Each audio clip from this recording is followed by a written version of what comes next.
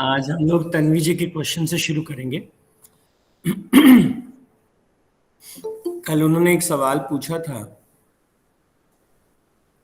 कि हम कैसे अपनी इंद्रियों को वश में करें, जो एक डीप डाउन सेंस ग्रेटिफिकेशन का प्रभाव हमारे जीवन पर है, कैसे हम उसको कंट्रोल करें। तो इंद्रियों को वश में रखने का कौन सा तरीका सबसे उत्तम है, क्योंकि यही जीवन को आगे न बढ़ पाने की सबसे बड़ी बाधा है। ये प्रश्न था कल तन्वी जी का।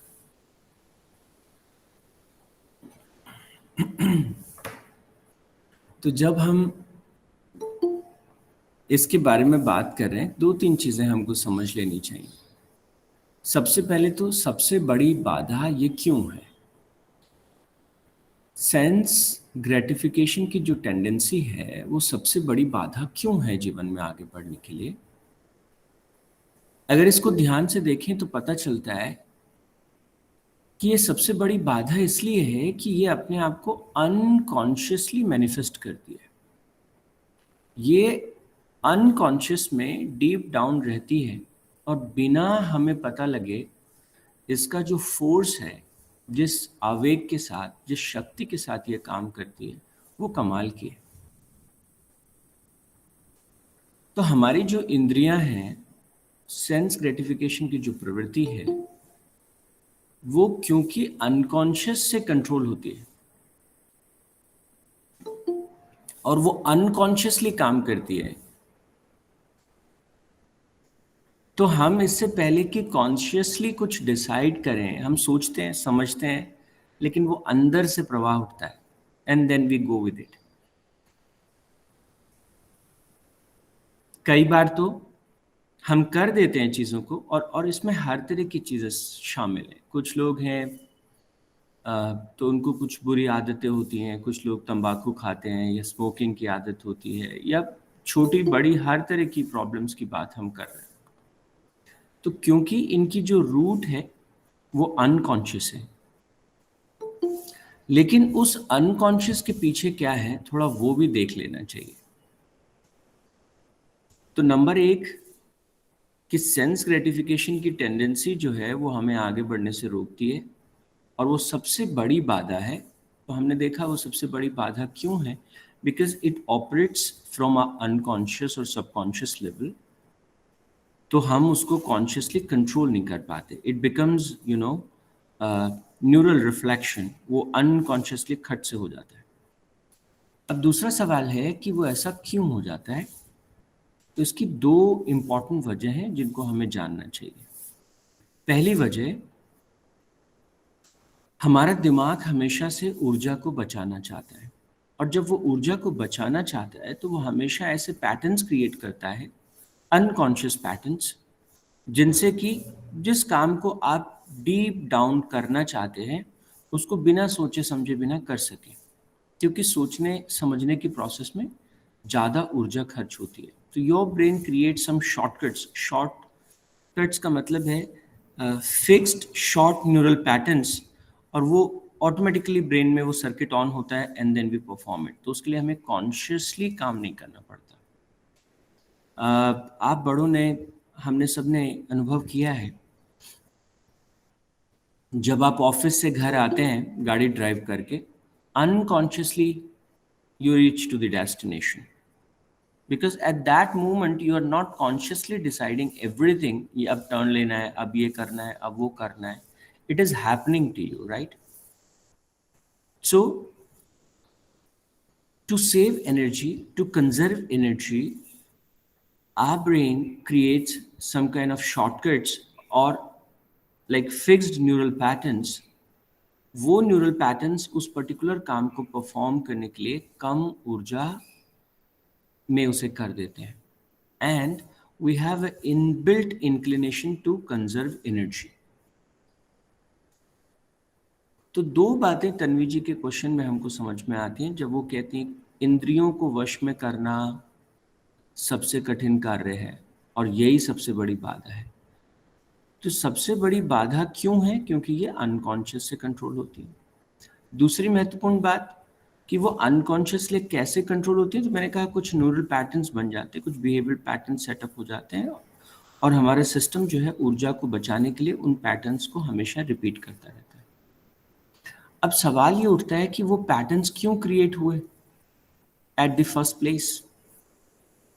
अगर तो ये आप एक बड़ी इंटरेस्टिंग बात है कि वो फर्स्ट प्लेस पे वो पैटर्न क्रिएट ही क्यों हुआ।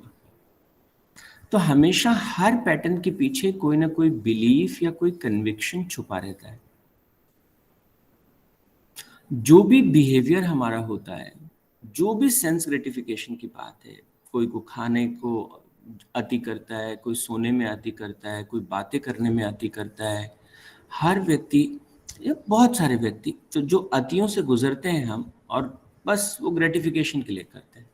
तो एट द फर्स्ट प्लेस वो होता ही क्यों है, क्योंकि उसके पीछे कोई ना कोई बिलीफ या कोई ना कोई स्ट्रॉन्ग कन्विक्शन छुपा रहता है।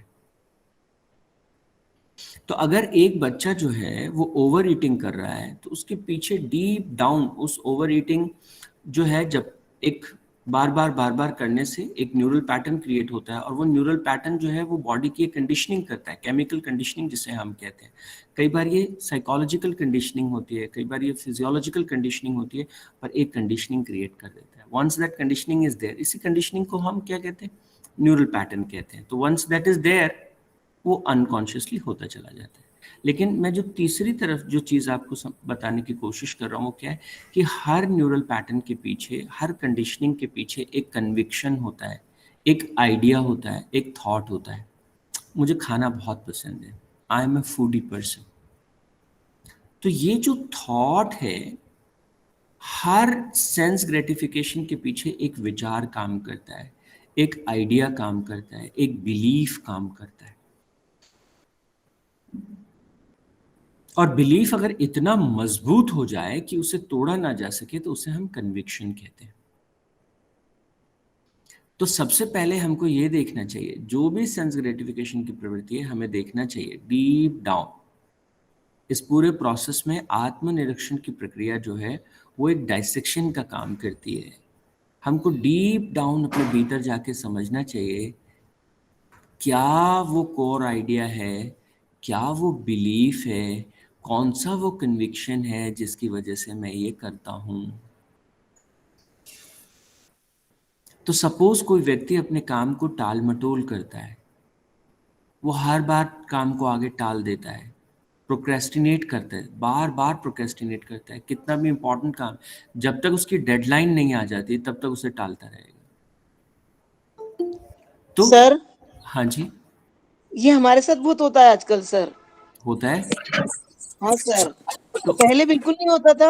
हाँ हाँ, अब इन कुछ 6-8 महीने, साल भर कह सकते हैं अपन, ये चीज़ बहुत होने लगी सर।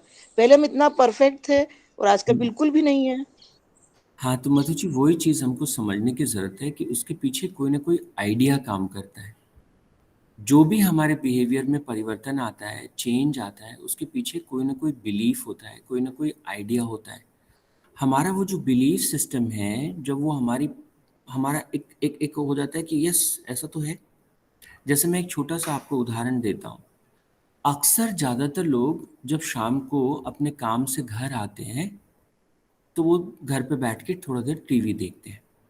थोड़ा देर किसी किसी के लिए आधा घंटा होता है, किसी किसी के लिए ये थोड़ा देर 2 घंटे होता है, 3 घंटे होता है। नाउ इस 3 घंटे में किताब भी पढ़ सकते थे, इस 3 घंटे में कुछ और क्रिएटिव प्रोडक्टिव किया जा सकता था।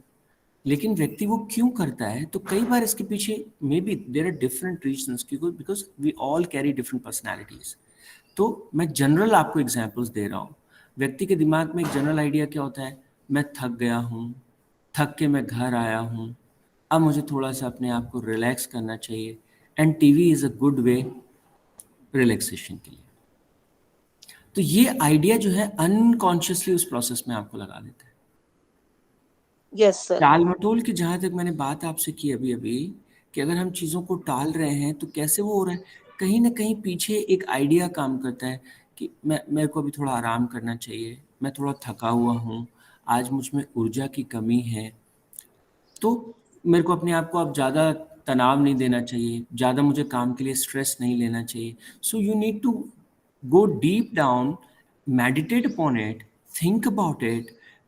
जो मेरा सेंस ग्रेटिफिकेशन की प्रवृत्ति है, जो इंद्रियों का, जो अभी तन्वीज ने कहा था कि वो है, उसके पीछे क्या विचार है, कौन सा मेरा सबकॉन्शियस का विचार है जो वो वहाँ पड़ा है, और वो विचार ऑटोमेशन प्रोसेस में आ गया है. आपको उसे ढूंढ निकालना है. अगर आप उस विचार की तह तक जा सकते हैं, once you will get expose to that particular idea, फिर उस आइडिया के बारे में थोड़ा सा चिंतन करिए. Is it really rational? Is it really सही है क्या ये बात? क्या यही एक तरीका है क्या? तो फिर आपको दिखेगा कि रिलैक्सेशन में, टीवी में कौन सा रिलैक्सेशन होता है. किसी भी चीज़ को उठा के देख लो, there is lot of negativity, lot of fight, lot of crime, lot of this that. इससे अच्छा मैं थोड़ी देर नहा के मेडिटेशन कर लेता. इससे अच्छा मैं थोड़ा फूड सोकिंग की एक्सरसाइज कर लेता. थोड़ा कोई और ध्यान या कुछ अच्छा म्यूज़िक सुन लेता. इससे अच्छा मैं कुछ और कोई ऑडियो बुक सुन लेता. इससे अच्छा मैं फैमिली के साथ थोड़ी देर खेल लेता, या बच्चों के पढ़ाई के बारे में उनसे कुछ बात कर लेता. तो then we start thinking many alternative things for that. तो जो भी आपके सामने, आपको अपने बिहेवियर में जो भी परिवर्तन आप लाना चाहते हैं, तो सबसे पहले आप उसे पहचानिए.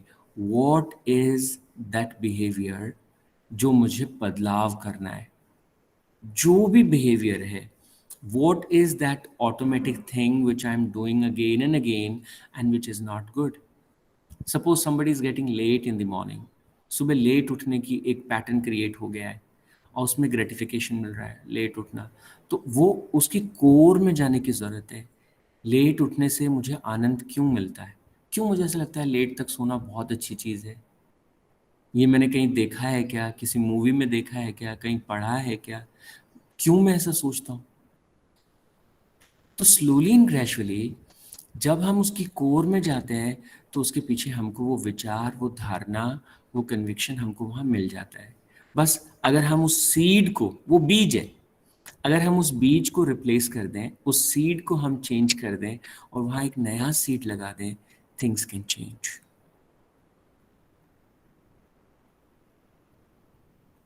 तो और ये सीड जो है, मैं आपको बार बार कहता हूँ कि जिस युग में हम रहते हैं, इस युग में हर कोई अपने आप को, अपने प्रोडक्ट को सेल करने में लगा है. सो हमारे दिमाग पे इतने इम्प्रेशंस हैं, और वो इम्प्रेशंस जानबूझ के डाले जाते हैं मीडिया के थ्रू, अलग अलग चीज़ों के थ्रू, और हम इन इम्प्रेशंस को अपने भीतर कैरी करते हैं, और वो इम्प्रेशंस जो हैं वो ट्रिगर करते हैं उस पर्टिकुलर सेंस ग्रेटिफिकेशन के लिए. तो ये सही सवाल था उनका. ये एक बड़ी चुनौती है हमारे सामने, लेकिन इस बड़ी चुनौती से हम कैसे निपटें? तो इस चुनौती से निपटने का जो तरीका है वो क्या है? हम दिन में एक समय निकालें. और एक स्टेप मैं और आपसे डिस्कस करना चाहता था कि वो जो आइडिया है, उस आइडिया के पीछे भी एक चीज काम करती है. Why do I carry certain kind of ideas? Why not some other ideas? तो उस आइडिया के पीछे एक चीज होती है जिसे कहते हैं identity. So how do I see myself? How do I see myself in my own mind's eye? मैं किस तरह का व्यक्ति हूँ? तो हम अपने आप को आइडेंटिफाई करते हैं किसी न किसी रूप में.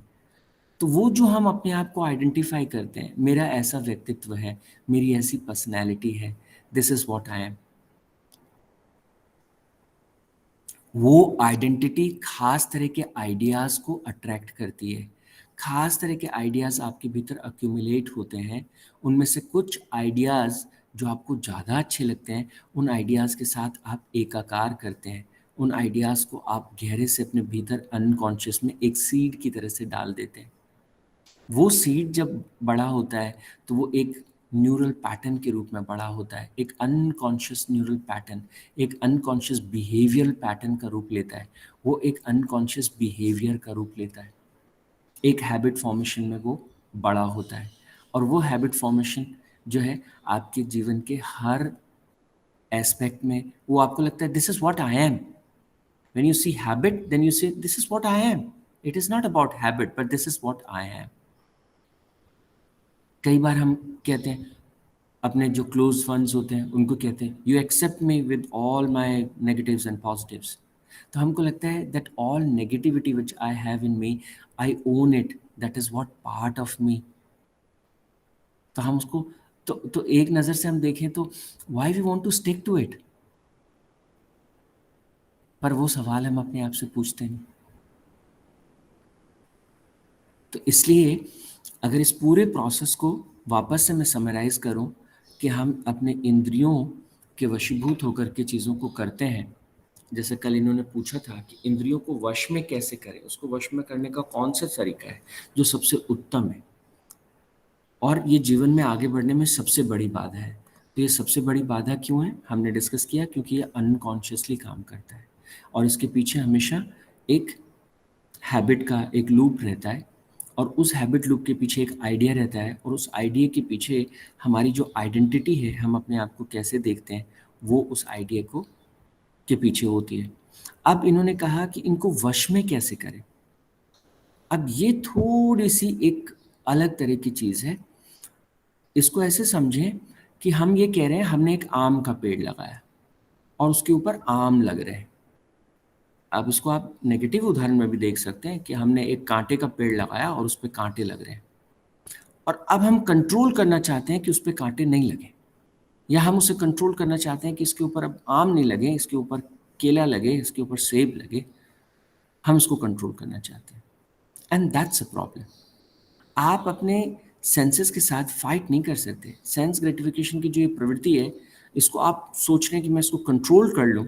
तो भगवान ने साफ साफ गीता में क्या कहा है कि जब आप कंट्रोल करने के बारे में सोच रहे हैं तो इसका मतलब वो भाव तो आपके भीतर उठ ही रहा है, वो विचार तो आपके भीतर उठ ही रहा है. मन मन में तो आप उसे भोगना ही चाहते हैं, मन मन में तो you want to have it, experience it. बस ऊपर ऊपर से कंट्रोल करें तो वो उसे मिथ्याचारी आचरण की संज्ञा देते हैं. वो कहते हैं that's a bad thing, that's even worst. नहीं तो क्या होगा, धीरे धीरे धीरे धीरे आप जब अपने उसको सप्रेस कर रहे हैं, उसको रिप्रेस कर रहे हैं, तो क्या होगा, वो किसी न किसी तरह से आपको नुकसान पहुंचाएगा. That will go into your dreams, that will go everywhere, that will even spoil your personality. तो इसको कंट्रोल करने की जरूरत नहीं है. Never ever try to control the outcome. इसको अपरूट करने की जरूरत है, इसको मूल में जाके परिवर्तन की जरूरत है. और इसीलिए कहते हैं Gita is a very deep text. इसलिए भगवान गीता में सबसे पहले क्या है, वो कहते हैं हर एक चीज जो हम करते हैं, हर एक विचार जो हम अपने पास रखते हैं, हर एक भावना जो हमारे भीतर उठती है, वो सब हमारी उस आइडेंटिटी से आती है कि हम अपने आप को कैसे आइडेंटिफाई करते हैं. मैं एक मॉडर्न इंसान हूँ, तो जो मॉडर्न आइडियोलॉजी है मैं उसको तुरंत अपनी तरफ अट्रैक्ट करता हूँ. अगर मैं अपने आप को कहता हूँ कि मैं एक ऐसा इंसान हूँ, जैसे ही मैं उसको परिभाषित करता हूँ, मैं उस तरह की चीज़ें अपने आप तरफ आकर्षित करता हूँ. तो भगवान सबसे पहले हमें वही कह रहे हैं कि तुम्हारा सच्चा स्वरूप क्या है, उस आइडेंटिटी को शिफ्टिंग में काम करो. और क्योंकि इतने सालों से हमने एक आइडेंटिटी पकड़ी हुई है, उस आइडेंटिटी को छोड़ना आसान नहीं होता. आप देखिए ना, जिस घर में आप पैदा हुए, उस घर में हमको बताया कि तुम हिंदू हो, वो आइडेंटिटी हमने पकड़ ली. किसी को कहा तुम क्रिश्चियन हो, उस आइडेंटिटी को पकड़ लिया. किसी को किसी और धर्म को बताया. अब उस धर्म को बदलना, सोचो कितनी बड़ी बात है, कितनी बड़ी बात, कितनी बड़ी घटना, धर्म परिवर्तन. तो मैं क्या कह रहा हूँ, जैसे धर्म परिवर्तन बड़ी घटना है, वैसे हर एक चीज बड़ी घटना है जिसके साथ आपने अपने आप को आइडेंटिफाई कर लिया है. इसलिए भगवान कहते हैं ध्यान करो, डेली ध्यान करो, डेली प्रार्थना करो, और प्रार्थना और ध्यान में भीतर जाकर कहो, मेरा सच्चा स्वरूप ये शरीर नहीं है, ये इंद्रियां नहीं है, ये मन नहीं है. मेरा सच्चा स्वरूप जो है वो आत्मा है. मेरा सच्चा स्वरूप दिव्य है, वो सर्वव्यापक है. मैं शुद्ध चैतन्य स्वरूप हूँ. तो वो इसीलिए वो आपकी सारे भीतर की जो प्रवृत्तियां हैं उनको अपरूट करने की प्रोसेस है। जैसे ही हम अपने आप को बार बार मेडिटेशन में जाते हैं, ध्यान में जाते हैं और अपने आप से कहते हैं मैं शुद्ध चैतन्य हूँ, ठीक है ना। आज आप दिन में एक गाना सुनना, निर्माण षटकम, आप में से बहुत सारे लोगों ने सुना भी होगा। तो जब आदि गुरु शंकराचार्य अपने गुरु के पास जाते हैं तो वो उनसे पूछते हैं हु यू आर, और तब वो जो है निर्माण षटकम कहते हैं। आप इंटरनेट पे थोड़ा सर्च करना एंड यू फाइंड आउट। तो कल हम इस बातचीत को थोड़ा और आगे बढ़ाएंगे। तो जो आत्म परिवर्तन की प्रोसेस है वो सेल्फ आइडेंटिटी से शुरू होती है। It's a very very scientific process. Gita is very scientific, very systematic process. इसलिए सबसे पहले वो हमें जो है वो कोर में कहते हैं, बाहर से कंट्रोल नहीं होगा। हम सब लोग अपने जीवन में बाहर से परिवर्तन चाहते हैं। मेरे पास ज़्यादा पैसे होने चाहिए, मेरे पास ज़्यादा पावर होनी चाहिए, मेरे पास ज़्यादा समृद्धि होनी चाहिए, है ना, लोग मेरे को ज़्यादा इज्जत करनी चाहिए। ये सब फल हैं, ये सब रिजल्ट्स हैं।